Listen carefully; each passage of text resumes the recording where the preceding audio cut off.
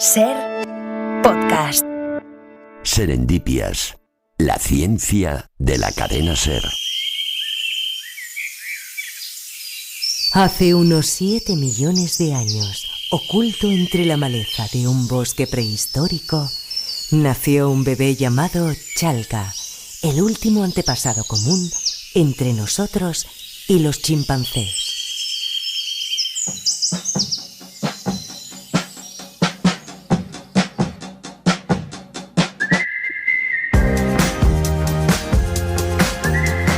Ignacio Crespo y tú eres una casualidad. Bueno, en realidad somos miles de millones de años de casualidades encadenadas. Si estás escuchando esto ahora no es por el destino. No estaba escrito que los grandes dinosaurios tuvieran que extinguirse para darnos una oportunidad a nosotros, los mamíferos. Hemos evolucionado hasta convertirnos en humanos, constructores de civilizaciones. Sin embargo, todo pudo ser muy diferente. Hace 7 millones de años vivió Chalca, el último antepasado común que tenemos con los chimpancés. Pero ahora sospechamos que sus descendientes no siguieron dos caminos totalmente separados. Parece que unos y otros continuaron mezclándose durante miles o incluso millones de años. Nada los empujaba inevitablemente a convertirse en nosotros. Puede que esto que nos gusta tanto, porque nos gusta hablar de casualidades, nos suene bien, y es porque nosotros somos una. Incluso tenemos una palabra para hablar de estos descubrimientos e inventos que surgen por accidente. Los llamamos serendipias, porque la meritocracia es importante, pero el azar también.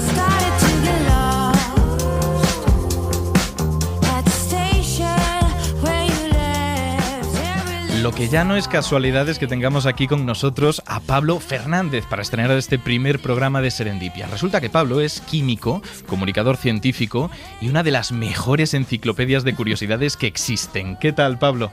Pues muy bien, un poco nervioso ahora que tengo que cumplir este estándar de una de las mejores enciclopedias de curiosidades, pero bueno, muy contento. Lo cumplirás porque además te hemos buscado una sección que encaja. Yo creo que vas a hablar de gente curiosa.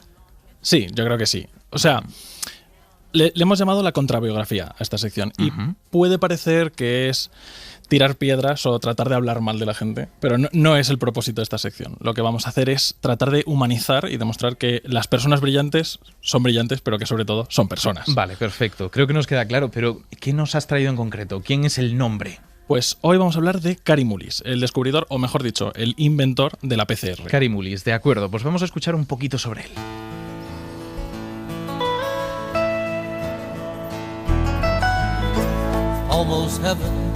Kary Mullis nació el 28 de diciembre de 1944 en Lenoir, Carolina del Norte, muy cerca de las Blue Ridge Mountains a las que canta John Denver. Desde pequeño se interesó mucho por la ciencia y trasteó con todo lo que pudo. Su madre siempre le decía que algún día ganaría el premio Nobel y estimulaba su insaciable curiosidad con kits de ciencia de juguete. A la edad de 6 años ya hacía sus primeros experimentos con la electricidad. Durante su adolescencia y su juventud siguió investigando y trabajando en un laboratorio con un amigo suyo, aunque digamos que la seguridad no era su principal preocupación. Se licenció en química y se convirtió en un reputado bioquímico. En 1985 llegó el momento de su gran logro, el desarrollo de la reacción en cadena de la polimerasa, o como la conocemos los mortales, la famosísima PCR que revolucionó la bioquímica. Por esta invención, en 1993 ganó el Premio Nobel de Química que había pronosticado su madre. Siguiendo con su tendencia habitual de científico extravagante, cuando recibió la noticia, se fue a surfear.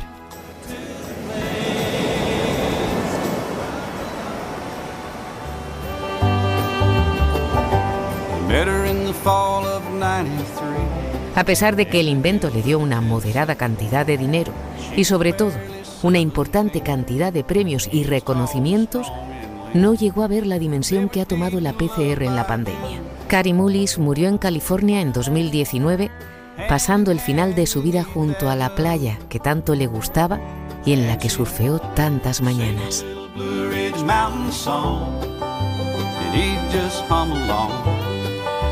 A ver si lo entiendo, Pablo. Después de esto que nos acaban de comentar, que es prácticamente la biografía de un genio, vienes a hablar mal. A ver, sí, pero no vamos a hablar mal porque sí. Vamos a tratar justificado. Eso es. Vamos a tratar de demostrar que efectivamente Kary Mullis era una persona brillante, pero que tenía momentos un poquito menos brillantes y quizá incluso un poco oscuros. De acuerdo, empecemos por lo que es indiscutiblemente brillante, eso de la PCR. Eso es. Kary Mullis fue el inventor de la PCR, que es una técnica, como hemos dicho, revolucionaria. Que la hemos escuchado un montón de veces durante este tiempo. Una prueba PCR. Por fin se hará la PCR. Las pruebas PCR. Una PCR a todos los viajeros. Hacerse una PCR. Las pruebas PCR. Una prueba PCR. ¿Pero es lo mismo? Mi pregunta es si es lo mismo. A ver, nosotros cuando hablamos de la PCR, como en todos estos clips, normalmente lo identificamos con ese momento de meternos el palito, que en realidad eso es la toma de muestras. Lo que estamos tratando de sacar ahí es una muestra en la que haya ARN para demostrar si efectivamente tenemos restos de coronavirus o no. Vale, material genético del virus. Eso es. ¿Por qué es revolucionaria esta técnica y por qué esto que estamos haciendo es la PCR? Porque esa cantidad de muestra que sacamos es increíblemente pequeña y cuesta muchísimo trabajar con ella. Entonces lo que hacemos es amplificarla. La PCR lo que consiste es en aumentar la cantidad de muestra que tenemos de ADN o ARN para poder trabajar con ella y para poder hacer experimentos con ella. De acuerdo. Vale, esto es brillante, indiscutiblemente, pero vienes a contarnos la parte que es un poquito más oscura sobre su vida. Efectivamente, porque claro, cuando uno gana un Nobel, lo normal es que su opinión, sobre todo en un campo relacionado con el suyo, se considere algo fundamentado, ¿no? Que Sin tiene duda. unos datos detrás. Sin embargo, en el caso de Kary Mullis, algunas de sus opiniones, digamos que iban en contra del consenso científico. Por ejemplo, la más característica o la que más veces hizo apología de ella fue la negación de la relación del VIH y el SIDA. Vale, era negacionista del SIDA. Sí, o sea, no negaba que existiera el SIDA, Pero sino sí que, su relación con el virus. efectivamente, Vale. él decía que el virus no era el causante, que no había pruebas contundentes que demostrasen esto.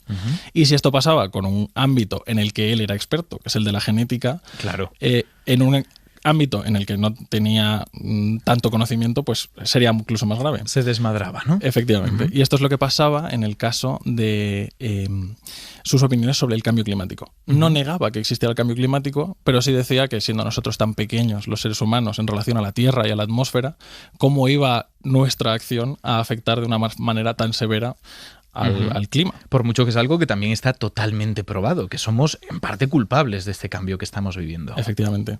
Él, digamos que tenía el problema con el tema de las relaciones causales. Claro. Al final es una de las cosas que trata de demostrar la ciencia, ¿no? Que hay una relación causal entre un hecho y otro. Que no solo pasa a la vez, sino que uno es causa del otro. Efectivamente. Vale. De todas formas, para que nos hagamos una idea de lo pintoresco que era este tipo, él cuando le preguntaban por sus aficiones, decía que tenía 3 aficiones, que eran surfear, Vale. las mujeres y las drogas. Vale. Era muy de los 70 este hombre, ¿no? Bastante. De hecho, Comprendo. su director de tesis ya le dijo que no convenía que hiciese esta apología del consumo de drogas y particularmente del LSD, porque no le darían nunca el Nobel si se hacía esto. Por lo que sea. Sí, sí. Sí, efectivamente, no es mal consejo. No, pero se agradece.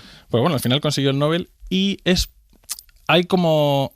Él nunca dijo abiertamente que estuviera colocado en el momento en el que le vino la iluminación de cómo podía conseguir hacer funcionar la PCR. Pero se sospecha, ¿no? Pero sí hay cierta sospecha, porque Vale. le vino de repente mientras conducía en un bosque de secuoyas y pues yo qué sé, no, Sí. no es como la iluminación que tenga normalmente. No, trabajando no ha sido. Sin embargo, esta entrada en el mundo de las drogas también le llevó al mundo de la entrada a la entrada en el mundo de la astrología, de la ufología. Fue una puerta para las barbaridades. Aquí hizo un combo de pseudociencias total. Bingo absoluto.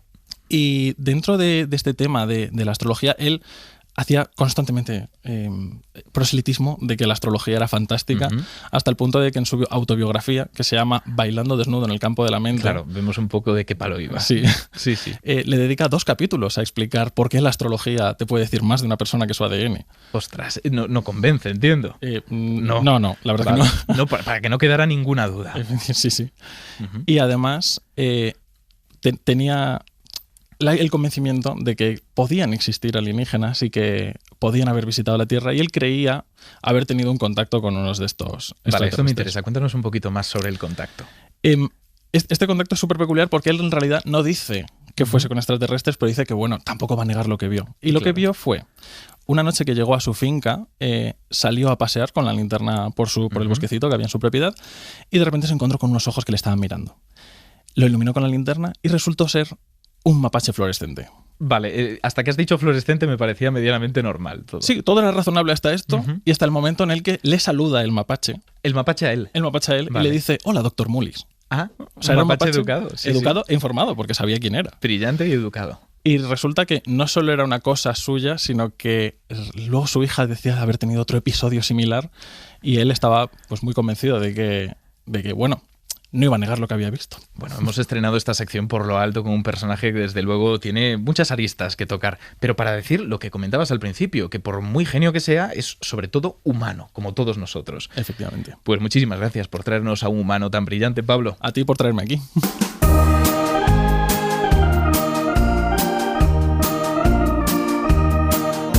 Me dicen que es obvio, que salta a la vista, que eres, que existes, que estás ahí, pero no les creo, soy negacionista, negacionista de ti. Negacionista de ti, una canción del legendario José Luis Moro que pega mucho en este caso y que todos recordaremos como el cantante de Un pingüino en mi ascensor. Gemma, ¿qué te parece la canción? Hola, ¿qué tal? Hombre, supongo que viene muy a cuenta con todo el tema de la pandemia. Claro. Y un poquito con Kari Mullis, que estábamos hablando de él. Sí, justamente me ha hecho mucha gracia todo lo que se ha comentado, porque, bueno, yo lo conocí en persona antes de tener el premio Nobel, pero que ya era muy conocido en el ambiente científico por lo de la PCR. Vino a Barcelona a dar una conferencia y, bueno, ya hemos dicho que era una persona muy particular. Resulta que aquello que tú estás mirando muy atentamente sus diapositivas y entre una y otra rápidamente pasaba una y pensabas, oye, ¿qué acabo de ver? Porque a mí me parecía como que había visto una mujer ahí entre sombras. ¿Qué me dices? Y dices, no sé, la verdad, me lo estoy imaginando. Pero claro, después de ver como 5 o 6 de estas, dije, no, esto es subliminal total. Nos las está colando aquí en medio de la charla y yo no sabía. Buenísimo. Si era verdad, si de verdad que te quedas, bueno, en shock. Fantástico. Bueno, algún oyente, tal vez con el oído fino, habrá reconocido la voz de Gemma Marfany, que es investigadora, doctora y catedrática de genética en la Universidad de Barcelona. Que de verdad, qué gusto poder contar contigo para este estreno, Gemma. Bueno, pues yo estoy encantada de aquí, de estar con todos vosotros. El placer es nuestro, porque además vamos a aprovecharnos de ti en el mejor de los sentidos y preguntarte por tu tema. Queremos hablar de la edición genética. Todos lo hemos escuchado alguna vez, está de moda en series, en películas, en todo tipo de historias. Pero mi pregunta, ya que te tengo y puedo preguntártela, es ¿cómo de cerca está esa idea popular y tal vez novelesca que tenemos de la edición genética de lo que realmente ocurre? Bueno, yo creo que está relativamente cerca en lo importante, ¿no? Si tú preguntas a alguien que es un editor de textos, pues te dirá, pues bueno, no sé, ¿no? Una herramienta que te permite cortar, te permite enganchar y te permite cambiar. Bueno, pues la edición genética viene a ser esto, pero claro, en los ácidos nucleicos, ¿no? Que es nuestra información genética. O sea, que en este sentido sí que se parece. Quizá lo que se diferencia es cómo se hace, ¿no? Claro. Pero el resultado final, pues vendría a ser bastante parecido. Vendría a ser parecido, pero ¿cómo se modifica entonces? Porque ese es el tema que cambia. No entramos en el editor de texto, cambiamos una letra y nos quedamos tan contentos. No, aquí lo difícil es saber dónde quieres ir. Y esta es la gran cuestión en lo que realmente hemos avanzado mucho en los últimos años. Es que yo, para que así quien me oiga me entienda, yo lo que digo es que la edición genética, los editores que tenemos, es como un bisturí, pero unido a un GPS. O sea que imagínate tú que tú, ¿no?, estás allí en una mesa de operación y tienen que operarte. Bueno, ¿cómo sabe el médico dónde tiene que ir? Bueno, porque tiene un conocimiento previo. Pero ¿y si no lo supiera? Pues imagínate que lo tuvieras con un ordenador, ¿no?, con un GPS muy perfecto y sencillamente depositaría el bisturí que rompería la piel, ¿no? Pues en este caso rompe el ADN, lo abre por una posición a la que nosotros le hemos dirigido. Claro. ¿Y cuánto puede llegar a hacer este bisturí con este GPS? ¿Qué nivel de precisión hemos alcanzado a la hora de editar a un ser vivo? El GPS, digamos, la manera de dirigir el bisturí a una secuencia concreta del ADN, cada vez es más preciso porque el sistema lo es y lo único que necesitas es tener como un buen mapa, es decir, hacer un buen diseño. O sea que lo del GPS, la verdad es que funciona muy bien, muy eficiente. El problema es el bisturí, no por el sí mismo, que en eso también lo hace muy bien, sino el problema es como si tú tienes a la persona en la operación continuando con ese símil, no basta solo con abrir donde tú quieres operar, luego tienes que coser. Claro. Y eso es donde todavía no tenemos totalmente controlado qué sucede después, es decir, cómo se va a coser ese ADN. Claro, son varios pasos, digamos. Claro, primero cortas. La célula, entonces, como tiene un corte, tiene que reaccionar, tiene que ver que está roto y dice, bueno, voy a engancharlo esto, a ver cómo lo engancho. Bueno, pues puede quitar información y entonces lo que hace es que ese gen lo vas a disruptar, o puedes añadir información, o ya si vas muy fino y consigues hacerlo, modificar exclusivamente de manera muy perfecta aquello que quieres. Vale. Pero son muchas salidas distintas y hay que ver exactamente qué sucede. Claro, y ese es el punto. Y yo entiendo que no es lo mismo editar un animal cualquiera que un ser humano, que tenemos también más limitaciones éticas en algunos casos, ¿no? Bueno, y además que si tú lo haces en una planta, en una bacteria o en un animal, y hemos dicho que no sabes exactamente qué va a hacer la célula, puedes luego dedicarte a escoger aquel en el que te haya sucedido lo que tú quieres. Claro. Entonces, a lo mejor tienes 30 ratones distintos y te quedas pues con los 2, 3 que te interesan y los demás no los cruzas. Pero esto en los humanos no se puede hacer así. No se debería hacer así, en eso estamos de acuerdo, y yo creo que esto nos da pie para recordar una triste noticia que sonó hace unos 4 años, ya hace tiempo, y que por desgracia creo que hemos olvidado, así que recordémosla rápidamente. Y el gobierno de China ha anunciado en las últimas horas que está investigando al científico que aseguró haber modificado genéticamente embriones humanos para conseguir que nacieran 2 bebés resistentes al VIH. El gobierno chino lo investiga y el hospital en el que trabaja ese científico le ha denunciado porque aseguran que falsificó el permiso del comité científico que, en teoría, le autorizó a llevar a cabo ese experimento. Esto es algo grave lo que estamos escuchando. Falsificó y editó genéticamente. No sé si tú te acuerdas, Gemma, qué estabas haciendo por aquel entonces cuando se habló de He Jiankui, que había editado estas gemelas para, en teoría, ser resistentes al virus del SIDA. Pues mira, estaba preparando clases de genética molecular para hablar con los alumnos y que no podía dar créditos. Estaba como más que horrorizada, o sea, sorprendidísima, claro. Y pensando, ¿pero esto qué es? Pero si todavía no estamos a punto para esto. Era muy pronto. Y yo lo que sí recuerdo de aquel entonces es que había otra voz muy presente en los medios de comunicación hablando de todo esto y trayendo luz, porque resulta que tenemos la suerte de contar por aquí con nosotros con Lluís, que Lluís Montoliu es investigador del Centro Nacional de Biotecnología del CSIC, pero aparte de esto, doctor en genética y experto en las implicaciones éticas que ha tenido todo esto. ¿Qué tal, Lluís? Hola, Ignacio. Qué bien se explica Gemma y Pablo. ¿Verdad que sí? Qué bien, ¿eh? Y qué bien traer estos recuerdos de aquel día. Era un lunes 26 de noviembre de 2018. ¿Te acuerdas perfectamente? Sí, porque yo estaba desayunando y de repente me entró un WhatsApp de Nuño Domínguez de Materia y me dice, ¿ya has visto el vídeo?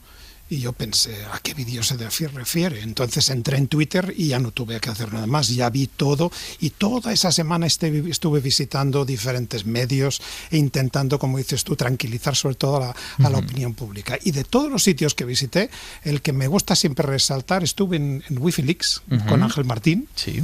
Y Ángel Martín me hizo la pregunta de verdad. Me dice, oye, Lluís, ¿esto está bien o está mal? Claro. Yo le dije, Ángel, esto está muy mal. Pero sin ninguna duda. Absolutamente. ¿Cómo podríamos resumirlo para que aquí la gente entendiera por qué está tan rotundamente mal? Pues He Jiankui, en su ensoñación, quiso crear una estirpe de seres humanos que no fueran infectables por el virus de la inmunodeficiencia humana. Que a priori no suena mal, a priori. Claro, que digamos que es el causante del SIDA, ¿no? Ya os adelanto, el spoiler es que no lo consiguió y además, como muy bien ha explicado Gemma, pues trasladó esta incertidumbre que hasta cierto punto sabemos gestionar con animales de laboratorio, con plantas, con bacterias, pues la trasladó a seres humanos, a recién nacidos, ¿no? Engañó a sus colegas ginecólogos para que implantaran esos embriones humanos editados, les dio a entender que eran producto de la fertilización in vitro normal. No era así, habían sido editados y nacieron 3 niñas, primero unas gemelas, luego una tercera, que el resto de su vida van a tener que ser supervisadas médicamente porque no sabemos si estos intentos de edición, que ya te digo que no lo consiguió, pues va a tener alguna consecuencia negativa en algún momento de su vida. Claro. Sí, Gemma, no, adelante. porque claro, creo que aquí hay un punto que es importante y es de que lo hizo en un embrión. Es decir, que sucede en las células iniciales, no sabes qué va a pasar en cada una de ellas, ni en los 2 cromosomas ni nada, y luego sale todo un organismo completo.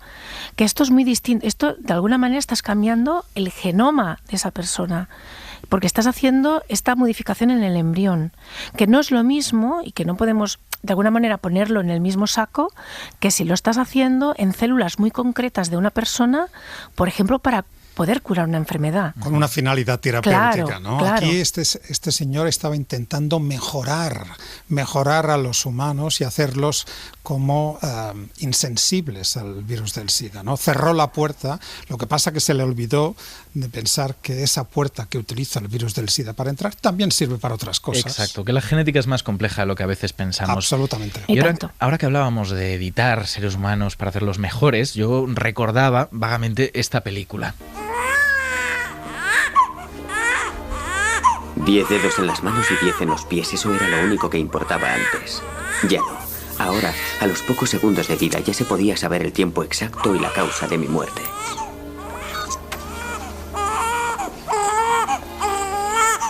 Lesión neurológica 60% de probabilidad. Depresión maníaca 40% de probabilidad. Trastornos por falta de concentración 89%. Trastornos cardíacos 99%. Tenemos aquí a Ethan Hawke interpretando en Gattaca a Vincent, un niño que en este caso había sido tenido de forma totalmente natural, sin edición genética, y que se veía no solamente condenado a las enfermedades tradicionales, sino que las sabía desde que era un niño. Esto fue una película de 1997. Hace ya 25 años. Para los que seamos jóvenes, ya no somos tan jóvenes al verlo de esta manera. Mi pregunta, aprovechando que os tenemos aquí, Gemma, es ¿cómo de lejos estamos de una realidad así? Bueno, aquí hay varias cosas. La primera es que en esta película se hace selección de embrión, ¿eh? No los editan, no los modifican, sencillamente los seleccionan. Ni siquiera se atrevieron a pensar que tuviéramos las herramientas para algún día hacer la edición.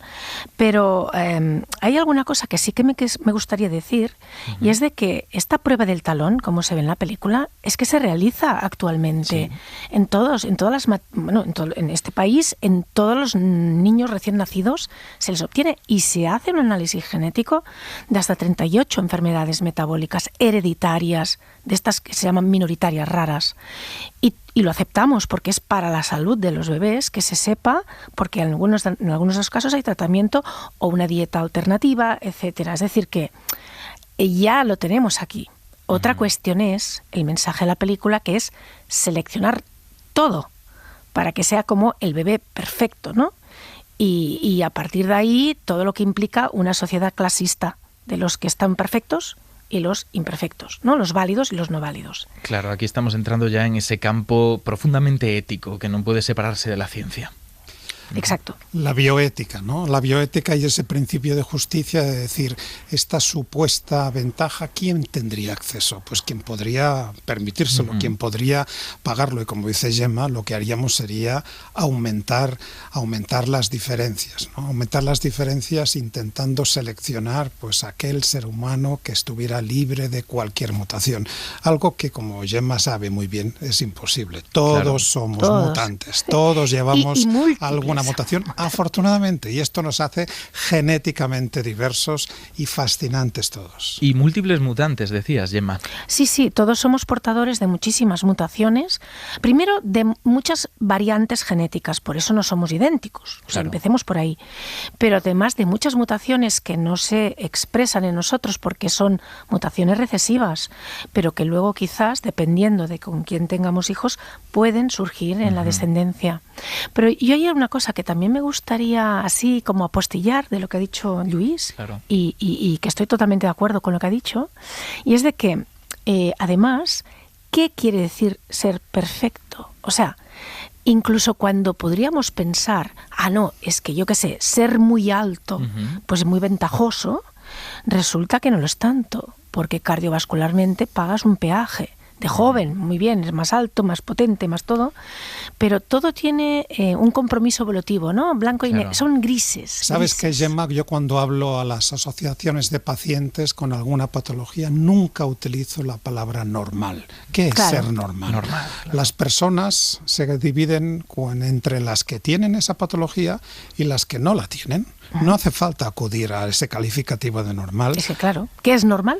Estamos viendo la profundidad reflexiva que hay detrás de todos estos conceptos y hasta qué punto debemos ser conscientes de ellos para decidir qué hacer y qué no hacer. Tenemos que ser responsables. Y esto me lleva a una pregunta, porque no sé si habéis escuchado recientemente un término que se ha puesto más o menos de moda, que es biohackers. Gente que en su laboratorio, en su trastero, con 4 cosas, decide lanzarse al mundo de la edición. Biopiratas, Exacto. llamémosle como se tiene. Me gusta más. ¿Qué nos podrías decir de ellos, Lluís? Bueno, pues en principio los que conocemos están en Estados Unidos de América, también en otros países, y son gente que en el ejercicio de su libertad absoluta deciden autoadministrarse una serie de reactivos, de herramientas de edición genética con la intención de adquirir capacidades físicas o psíquicas adicionales, ¿no? Esto está pues en el origen de una de las corrientes filosóficas que también están actualmente muy en boga, que es el transhumanismo. Entonces esto en principio es muy complejo y es muy peligroso y deberíamos tenerlo esto muy en cuenta. En Estados Unidos, mientras tú no afectes a terceros, mientras el único perjudicado sea tú mismo, allá tú cómo te las compongas, claro, ¿no? Pero aquí en Europa no. Y allí lo importante es que no vayas a causar daños a terceros. En cualquier caso hay que estar muy atentos a estas personas que simplifican demasiado algo que es muy serio. Al alterar el código genético, alterar nuestro ADN, lo deberíamos hacer para una buena razón. Tenemos muchas personas que siguen conviviendo con mutaciones que causan enfermedades. Yo creo que es obsceno dedicarse a otra cosa que no sea intentar resolver esto, que para mí es un imperativo moral y tiene que ir primero antes que nada. Totalmente. Gemma, ¿alguna conclusión que quieras Bueno, dejarnos? yo quizás también comentaría que en muchos casos, o sea, la gente está muy preocupada, y con razón, por el cambio climático, como se ha comentado. Pero a ver, o sea, utilizar herramientas genéticas sin ningún control, sin ninguna medida y de manera absolutamente, ya no digo imprecisa, es irresponsable. Entonces, ¿qué? ¿Vamos a generar todo de animales, plantas, restos celulares de personas modificadas sin ningún control? O sea, es que no tiene sentido ninguno. O sea, mires como lo mires, ¿no? Es como si tú dijeras, oiga, mire, yo a usted le dejo el bisturí este que hemos comentado, haga con él lo que a usted le apetezca. Claro. Bueno, pues seguramente curar o arreglar algo pues será difícil. Sin duda, me parece una fantástica reflexión para terminar. No decimos que no se haga, ni muchísimo menos. Hay que hacerlo, pero ¿cómo hay que hacerlo? Así que muchísimas gracias, Lluís y Gemma, por haber estado aquí con nosotros. Éxitos para esta serendipia. Gracias. Y tanto. Un placer. Adiós. Serendipias, la ciencia de la cadena SER.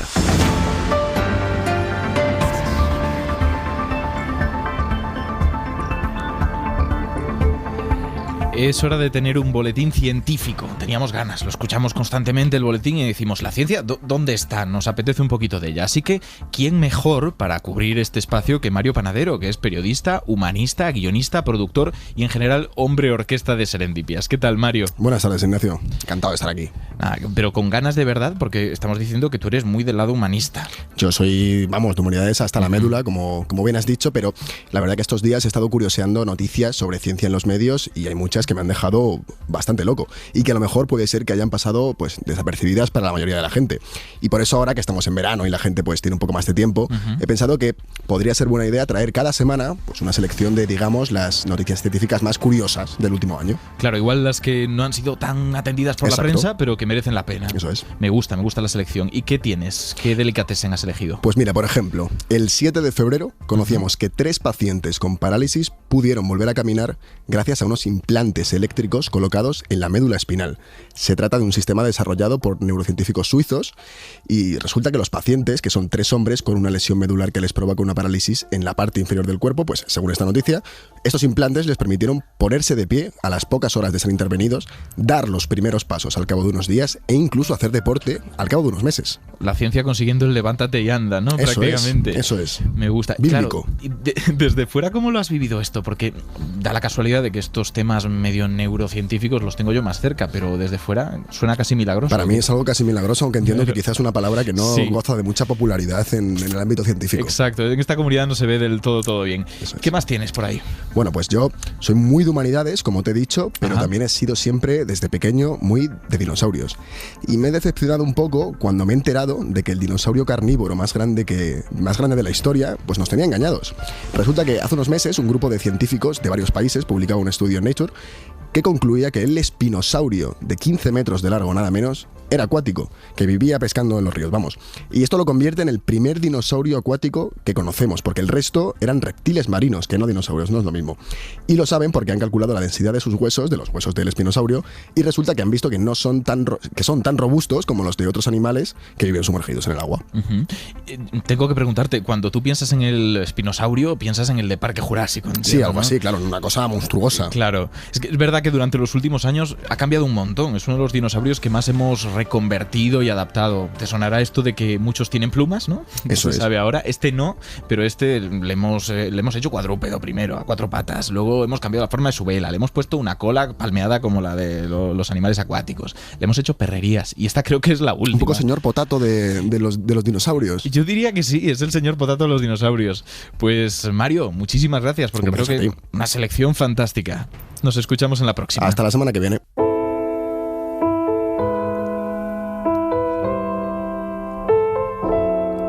Regreso al pasado con Marta Seror.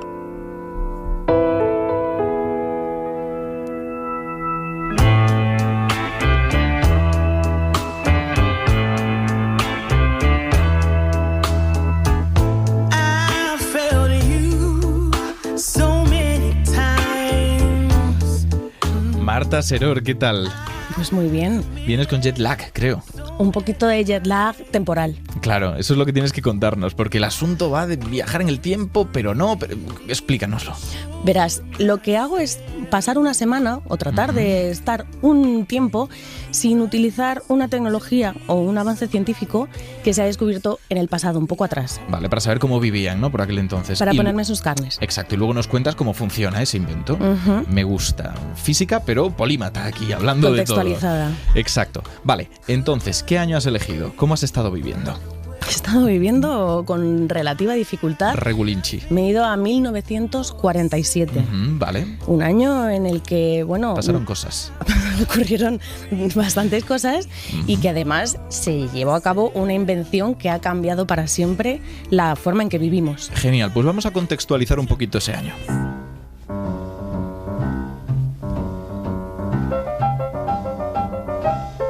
There's just one place for me. 1947 fue muy importante para la historia de la tecnología.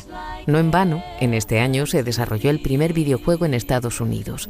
También se patentó la primera cámara de fotos instantánea, la Polaroid.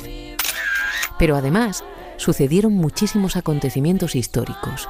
En 1947 tiene lugar la independencia de la India, de Birmania y de Pakistán.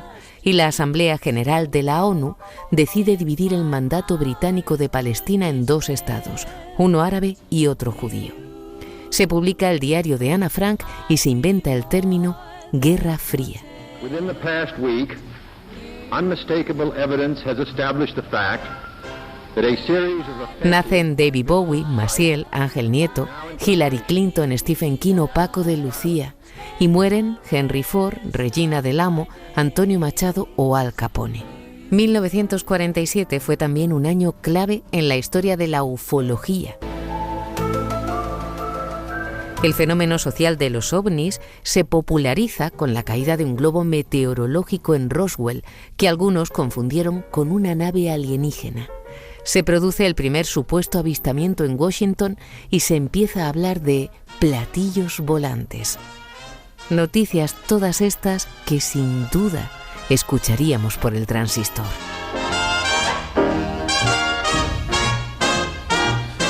Un año intensito, efectivamente. Pues parece que recordamos más cosas de las que en un primer momento podría imaginar.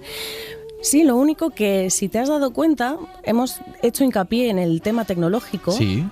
porque aquí va un tema importante. Vamos a hablar de un invento que hoy en día podemos encontrar en nuestro día a día en cualquier aparato electrónico que utilizamos. Ubicuo el invento, ¿no? Esto es. En televisiones, en ordenadores, en teléfonos móviles. Ostras, que son un apéndice de nosotras mismas. Tal cual. Casi nos los cortan, ¿no? Para quitarlos. Reproductores de audio y vídeo en la radio misma. Claro, en todos los sitios electrónicos. Vale, nos estás dando pistas. Cuéntanos un poquito más. ¿Cómo funciona esto? Pues verás, este invento, que fue un regalo de Navidad, por lo que te contaré más adelante, lo que hacía era mejorar las conexiones entre puntos. Vale, o sea, intentaban las comunicaciones. Comunicarse, había problemas y esto era la solución.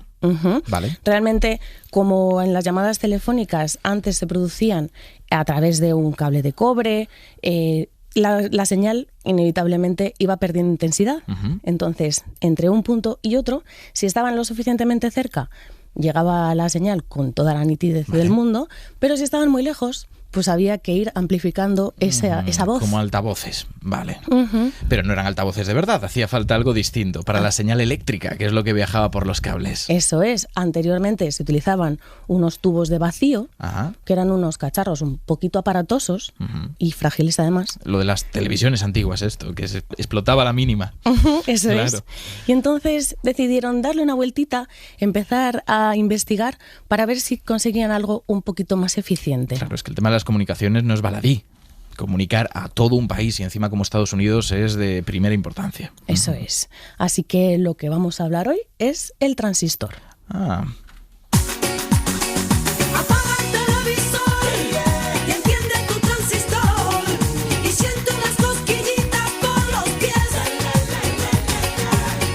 A ver, Marta, ¿por qué me conviertes el estudio en una fiesta? ¿Y por qué no? Pregunto yo. Me desarmas, con ese tipo de preguntas me desarmas. Vale, ahora justifica. A ver, la canción tiene su transistor y sus cositas. Claro, la palabra, ¿no? Y ya está. Eso es. Vale. Podemos pensar en las Azúcar Moreno como un dúo revolucionario del pop flamenco. Totalmente de acuerdo. Igual de revolucionario fue el invento del transistor. ¿Qué te parece? Me encanta, por eso te tenemos aquí. De acuerdo. Cuéntanos cómo funcionaba este transistor, ¿cómo se inventa? Pues verás, resulta que un grupo que trabajaba en los laboratorios Bell, compuesto por Walter Brattain, John Bardeen y William Shockley, el 23 de diciembre de 1947, que por eso muy cerquita de Navidad, hicieron funcionar por primera vez delante de todos sus directivos el transistor, que es un dispositivo electrónico, pieza fundamental en toda nuestra tecnología moderna. Vale. Además, basado en unos materiales que eran bastante desconocidos para la época, que son los semiconductores. Que ahora sí que escuchamos un poquito más sobre ellos, ¿no? Aquí y allá. De alguna forma. Vale. Los semiconductores son materiales que están muy presentes en la corteza terrestre, son bastante abundantes y además tienen una propiedad que es que dejan pasar o no la electricidad en función de las propiedades eléctricas que se les infieran. Vale, es como un interruptor donde en lugar de un dedo la corriente eléctrica es la que lo activa o no. Eso es. Perfecto. Pueden ser conductores o aislantes. Vale.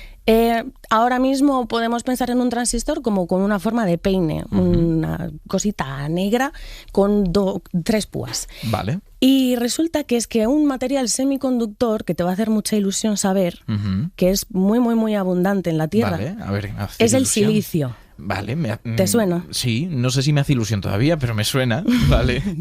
Te va a hacer ilusión cuando te enteres de que la traducción en inglés del silicio es silicon. Vale, esto sí me hace un poquito de ilusión, porque es el típico false friend que equivoca a todo el mundo. Claro, pero a mí los amigos estos me encantan, porque claro, de ahí sale que Silicon Valley, el famoso Silicon Valley, acuérdate, de la bahía de San Francisco, donde ocurre todo. Ahí empieza todo lo tecnológico. Empieza todo, Google, todo. Pues Silicon Valley se basa en el experimento del silicio. Fantástico. Vale, entonces 1947 surgen los transistores gracias al silicio y de esa manera pueden comunicar a todo un país. Suena bien. Eso es. Lo que pasaba es que en aquella época los transistores eran bastante más grandes de lo que son ahora. Sí, han ido mejorando y avanzando en esta tecnología de tal forma que ahora mismo, a día de hoy, podemos encontrar transistores mínimos. Claro. Del tamaño de nanómetros. Y entiendo que cuanto más pequeñitos, más te cabe en un aparato y más potente es. Eso es. Esto nos lleva un poco a pensar en la ley de Moore, que no sé si te suena. Algo me suena. De señor Gordon E. Moore. Ahora sí, por supuesto. Eso me faltaba. El cofundador de Intel. Entonces sí. ¿Verdad? Sí, cofundador de Intel. Pues este señor lo que dijo fue que la densidad de los transistores en el cerebro de los ordenadores, que son los microprocesadores, iba a doblarse. Cada 2 años. Multiplicarse por 2. Eso es. A tope. Pues no es una ley en el sentido científico de la palabra. Claro. Si no trabajamos en ellos no tienen por qué duplicarse, pero nos sirve. Vale, y yo creo que más o menos esto a la gente le sonará cuando piense en los típicos anuncios antiguos de tecnología o cómo aparecía en las series. Muy bien, fijaos en este trasto tan alucinante. 12 megas de memoria RAM, disco duro de 500 megas, programa de hoja de cálculo incorporada y un módem que transmite a una velocidad de 28.000 baudios por segundo. Vaya, ¿y para qué lo vas a utilizar? Para juegos y eso. Para juegos y eso. Hay cosas que no cambian, supongo. Hemos revolucionado la tecnología, los ordenadores funcionan mucho más rápido que estos baudios, pero hay cosas constantes. Y a saber qué es lo que nos depara el futuro. Claro. Y entonces, a saber qué nos depara el futuro, pero nos estás contando sobre el pasado. ¿Alguna cosa más para cerrar la historia? Pues verás, mira, te voy a dar un dato. El Intel 4004... Vale. Lanzado en 1971, vale. Contenía 2.300 transistores. Vale, 2.300. Para que te hagas una idea. Y por otro lado, el Graphcore MK2, que salió el año pasado, vale. Contiene la friolera de 60 millones de transistores. 60 millones. Habría que pensar cuántos de uno caben en el otro incluso. Es que da un poco de vértigo, ¿no? Ostras, totalmente. Y lo que nos queda, porque esto es exponencial, ¿verdad? Esto nunca se sabe. Pues nunca se sabe, pero sí sabemos que contaremos contigo en otros programas para que nos cuentes estas cosas tan interesantes sobre nuestra tecnología y nuestro pasado. Muchísimas gracias, Marta. Ahí estaremos. Serendipias.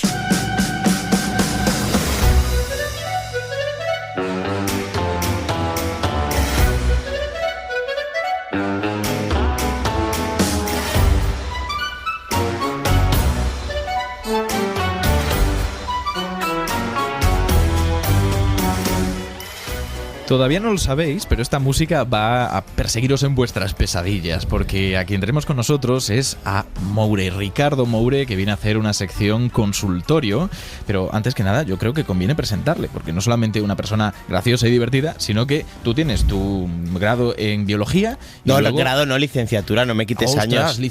Claro, lo siento. Tú tienes tu edad, un respeto. Claro. Y luego doctorado.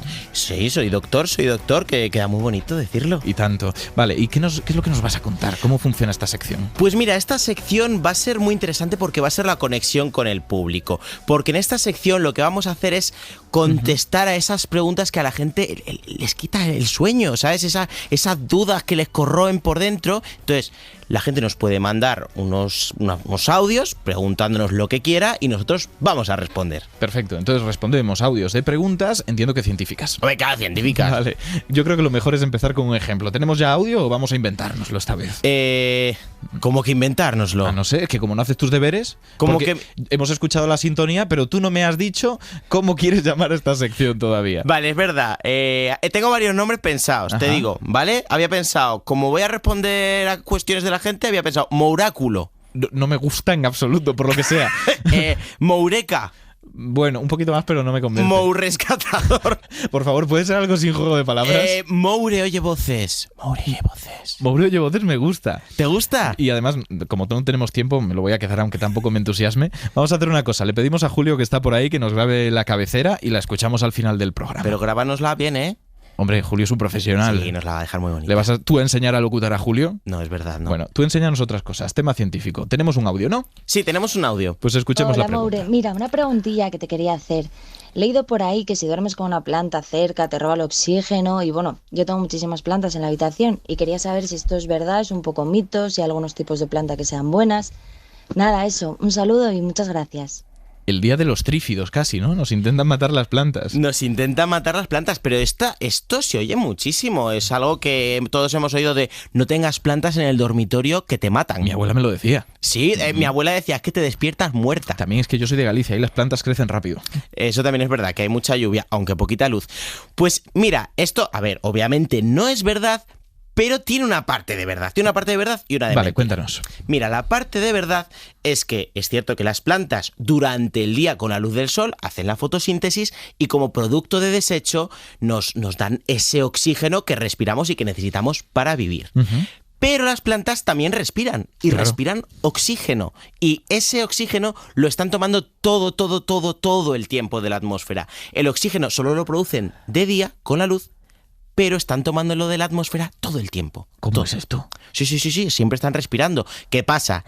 Que el oxígeno que producen las plantas es mucho más que el que nos quitan, si no, no habría oxígeno en la Tierra. Claro. Y de hecho, mira, aquí unos cálculos muy monos, ¿vale? Venga, a ver.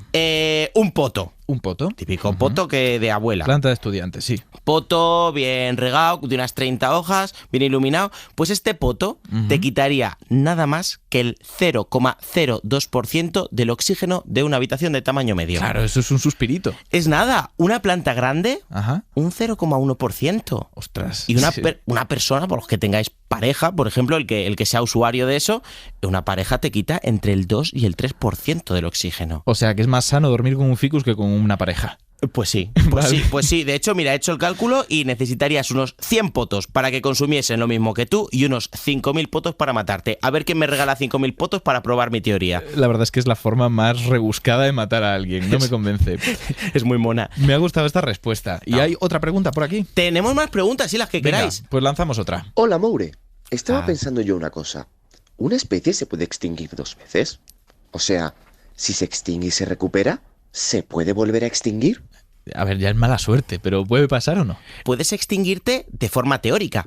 Es decir, que la comunidad científica no encuentre especímenes de tu especie durante varios años y diga, pues se ha extinguido. Claro. Y que luego reaparezcas. Esto pasa, y de hecho en biología tiene un nombre. Se llama efecto Lázaro. Ah, vale, que vuelve a salir otra vez en el programa. Levántate y anda, la resurrección, hoy estamos bíblicos. Esto ha pasado varias veces. Un ejemplo muy típico es el del celacanto, que es un pez prehistórico que se consideraba extinto desde hace 65 millones de años. Que esto es cuando estaban los dinosaurios no avianos por ahí. Exacto, Ostras. en ese momento. Y reapareció en 1938. Estaba de parranda. Estaba de parranda. Y esto es que simplemente no los encontraban y de repente pues los encuentran. Pero y aparecen de nuevo. No es una verdadera resurrección. No.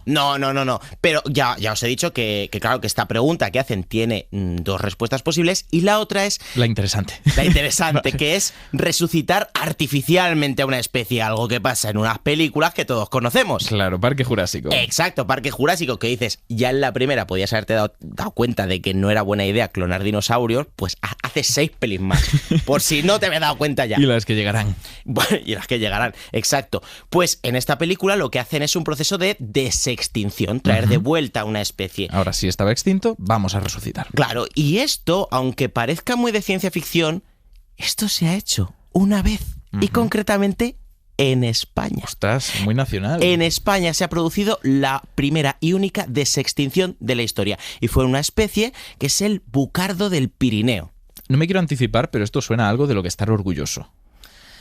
Regulinchi. ¿Por qué? A ver. ¿Por qué me traes malas noticias? A ver, el bucardo del Pirineo, pobrecito de él, se extinguió en el año 2000, ¿vale? Al último ejemplar, que se llamaba Celia. Me gusta. Me gusta bastante el nombre. Le cayó un árbol a la pobrecita y murió. Pero los investigadores habían sacado muestras, sacaron el ADN y clonaron a Celia. Y en 2003, Celia volvió a nacer. Bueno, su clon. Claro. Pero su clon vivió 10 minutos.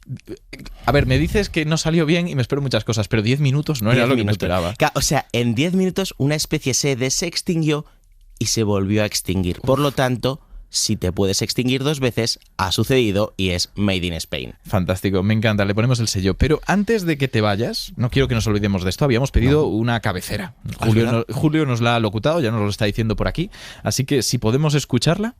Moure oye voces. ¿De verdad le ibas a enseñar a locutar a Julio? Me flipa. ¿Pero te flipa la voz o te flipa el nombre? ¿Te convence? Es que el nombre no sé, ¿eh? ¿Me lo vas a cambiar ahora? Igual sí. Pero si me lo acabas de pedir. Venga, un poco de Moureka. No va a haber Moureka, Moure. No, esto se queda así. Y lo que sí que te voy a pedir es que, aunque podría despedirte hasta la semana que viene, y después de que no te guste el nombre, la verdad es que me dan ganas. Para siempre. Te voy a pedir que te quedes un poquito más, porque vamos a pasar a una recomendación. Me da pena que la gente tenga que esperar 7 días para volver a hablar de ciencia y quiero darles un consejo. ¿Les vas a poner deberes? Espero que no. O sea, no voy a recomendar un libro, un ensayo, un documental. Lo que quiero aquí es que la gente pueda compartir con sus amigos, con sus familiares, cosas que tienen información de ciencia, pero que no sea el motivo principal. Por ejemplo, series, ¿no? Y tengo una que quiero recomendar en este caso y que vamos a escuchar la introducción.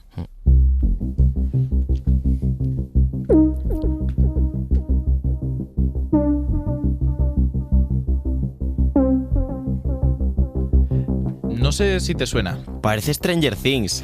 Pero no es Stranger Things. Vale, esto es The Nick, una serie que la verdad es que triunfó entre 2014 y 2015. Tuvo ahí sus 2 primeras temporadas. Y yo diría que es como un Anatomía de Grey, pero a principio de 1900. O sea, con más infecciones. Más infecciones, pero no por el mismo motivo que las de Anatomía de Grey. Ahí hay menos sexo, podríamos decir. Pues menos interesante. Pero estamos hablando de un momento donde la medicina era muy precaria y la cirugía más. Se acumulaban caballos en las calles. Imagínate el nivel de infecciones. O sea, caballos muertos. Caballos muertos. Y creo que esto es una de las series más rigurosas sobre ciencia y tecnología que he visto nunca. Y además, súper interesante. Se la puedes poner a alguien que no le gusta el tema y es que se traga la historia. Es más, vamos a escuchar un fragmento. Este es un paciente con septicemia por culpa del intestino. Normalmente le induciríamos al sueño con éter, pero como padece un caso severo de bronquitis postoperatoria, no podemos hacerlo. Hay que operarle, pero no podemos con un hombre que siente el dolor. Voy a inyectar una solución de cocaína al 2% directamente en el conducto raquídeo. Dios santo, ¿eso no le paralizará? Ha sido probado una sola vez con un perro labrador. ¿Y qué ocurrió? No pasa un solo día en que no eche de menos a ese perro. Estamos escuchando al doctor John W. Thackeray, protagonista de la serie, y ya vemos cómo se recrea Jordi Boixaderas doblándole ahí con lo de no pasa un solo día sin que me acuerde de ese perro. Le ha dado coca a un perro. Le ha dado coca a un perro. Y no es invención, es un momento donde había que probar cosas a toda costa, que no había estudios que nos permitieran llegar al nivel de fiabilidad que tenemos ahora con los fármacos y que la verdad es que pasaban una serie de historias tremendamente interesantes. Es más, se basa en un personaje real, William Stewart Halstead, uno de los cirujanos más importantes de la historia, que además le va por hacer cosas como operar a su madre en la cocina, en la mesa de la cocina a las 3 de la mañana, o hacer una de las primeras transfusiones de Estados Unidos poniéndole sangre a su hermana moribunda después del parto. Sangre suya. Ah, muy bien, y ahí operando a la madre con el cuchillo del queso y del chorizo, ¿no? Es fantástico. Entonces, recomendamos muchísimo esta serie, una de las pocas que tratan la ciencia, tal vez en segundo plano, pero con un rigor excepcional. Y Moure, muchísimas gracias por estar con nosotros. Muchísimas gracias a ti. ¿Te vas a ver la serie? No. Vale. Que sí que la veo. Vale, de acuerdo. Te veo dubitativo de todos modos siempre. En fin, un placer.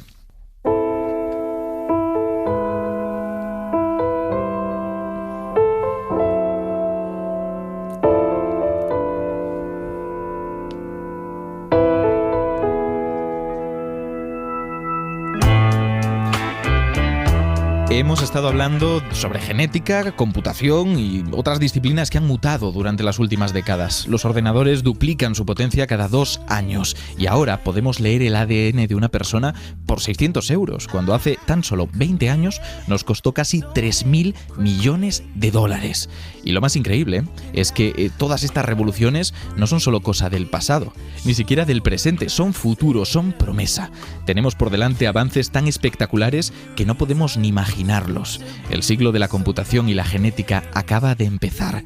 Y esa es la maravilla, porque es emocionante aprender cosas, pero lo es muchísimo más descubrir todo lo que aún desconocemos.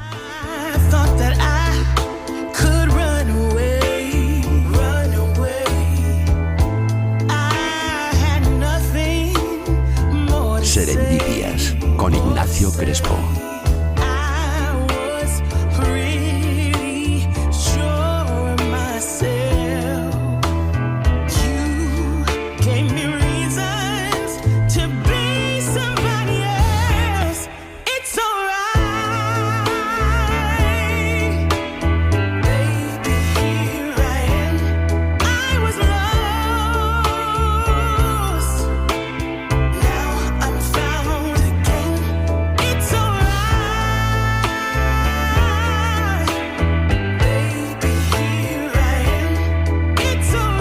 Para no perderte ningún episodio, síguenos y suscríbete en la aplicación y la web de Cadena SER y en la plataforma que prefieras.